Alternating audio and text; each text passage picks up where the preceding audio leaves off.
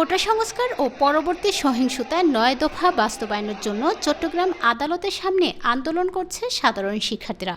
এ সময় আদালতের প্রধান গেট ও আন্দোলনকারীদের পুলিশ বিজিবি বাহিনী ঘিরে রাখল। চারদিক থেকে শিক্ষার্থীরা আদালত ঘিরে রাখে এবং বিভিন্ন স্লোগান দিতে থাকেন তারা।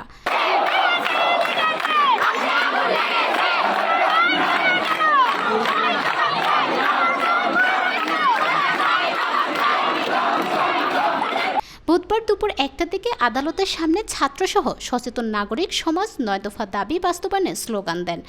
এ সময় আন্দোলনকারীরা বিজিবি বর্ডারে ফিরে যাও, প্রধানমন্ত্রীর পদত্যাগ ও আমার ভাইয়ের রক্ত বৃথা যেতে দেব না স্লোগান দেন।